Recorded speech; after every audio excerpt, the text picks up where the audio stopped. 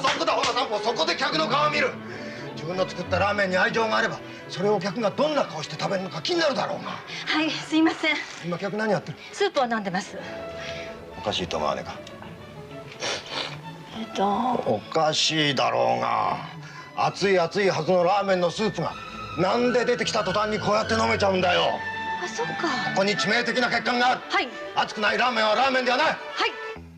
This little moment, a truck driver giving ramen advice, might not seem like much, but it's actually part of one of the most fascinating films to ever come out of Japan. This is Tampopo, and if you're even a little interested in Japan, its food, its culture, the way life works there, this is a film you need to see.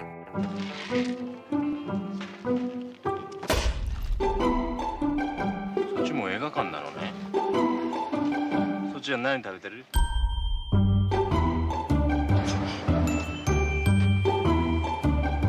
俺嫌な予感がする。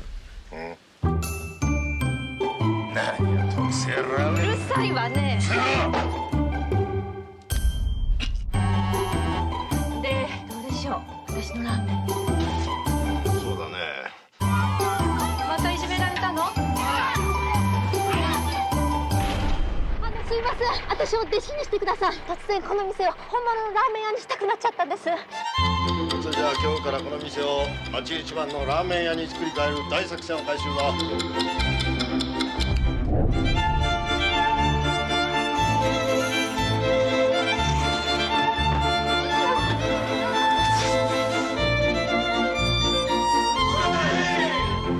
お願いします。このスープの作り方教えてください。ダメダメ。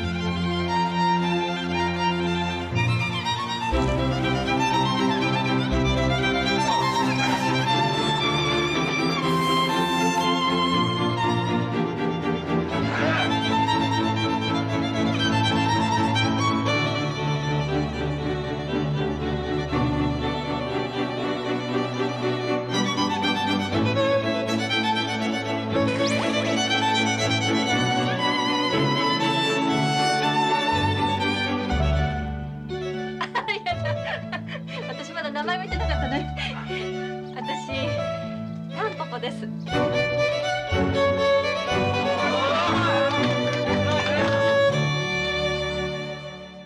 I first moved to Japan in April of 1994, fresh out of Colorado, hired by an English conversation school to teach.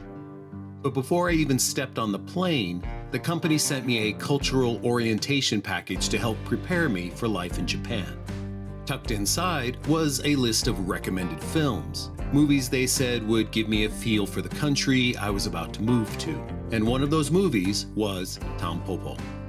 Now, keep in mind, this was 1994, so no streaming, no YouTube, no digital rentals. If you wanted to see a film like this, you had to physically track down the VHS tape and buy it. And Tampopo? Yeah, that wasn't sitting in the new releases section at Blockbuster. But I found it, brought it home, popped it into the VCR, and had absolutely no idea what I was about to watch. I didn't realize it at the time, but that film would completely reshape my expectations of Japan before I ever arrived. And what I thought would be a one-year adventure turned into a 20-year career living and working in Japan. And all these years later, I still think about Tampopo. Before we go any further, a quick heads up. Tampopo contains some mature content. We are talking nudity, sexual scenes involving food, and even a scene where a live turtle is prepared for a meal. It's all handled with humor and commentary, but viewer discretion is advised. That said, this video is completely family friendly, and we won't be showing any of that content here. Released in 1985, Tampopo was directed by Juzo Itami, a filmmaker who built a career poking fun at and making sharp observations about modern Japanese society. Itami had a knack for finding humor in everyday life, but he also wasn't afraid to criticize the darker sides of Japanese culture.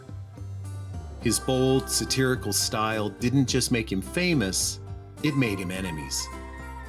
In fact, many believe Itami's unflinching portrayal of organized crime in his later films particularly his takedown of the Yakuza in Minbo, led directly to the brutal attack by gangsters that left him scarred. And some speculate that the pressure and threats from those same forces contributed to his mysterious death in 1997. Despite the controversy, or maybe because of it, his films still stand today as some of the most biting, insightful commentaries on Japanese life ever put on screen. On the surface, the film follows a struggling ramen shop owner played by Nobuko Miyamoto, who, at the time, was already Itami's wife and his frequent leading lady, and her unlikely mentor, a gruff, cowboy-like truck driver played by Tsutomu Yamazaki. But calling Tampopo a food movie doesn't quite cut it. It's part Western, part comedy, part social satire, all stitched together with quirky side stories that drift in and out like ingredients in a complex broth. This film doesn't just show you how ramen is made, it uses food as a way to explore the way Japanese people think about life itself. Perfectionism, hospitality, desire, even death. It's all in there, mixed into the noodles. Now, if you're thinking, this sounds cool, but it's an old movie, does it really matter today? The answer is absolutely Yes. A lot of the cast from Tampopo went on to become legends, not just in Japan, but internationally. Take Ken Watanabe, for example. In Tampopo, he's just the sidekick, a young, awkward apprentice.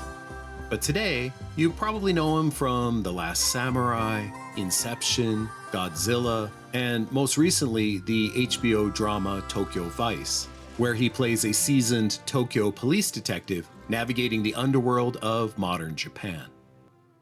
Then there's Koji Yakusho, who plays the gangster in the white suit. He's been in everything from the original Shall We Dance, the Japanese version, to 13 Assassins, one of the best modern samurai films ever made. Most recently, Yakusho delivered a remarkable performance in Perfect Days. That role earned him Best Actor at the Cannes Film Festival and showcased his ability to find profound depth in simplicity.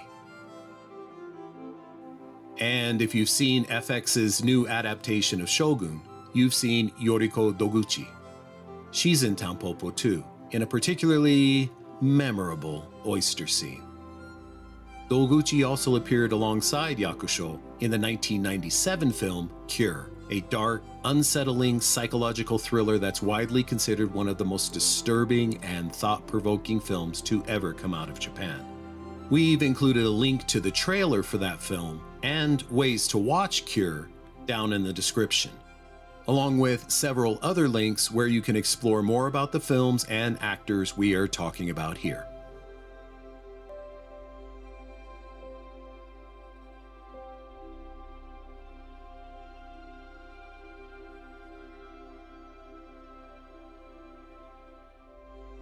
Here's the thing, Tampopo isn't the kind of film people usually recommend when they talk about Japanese cinema.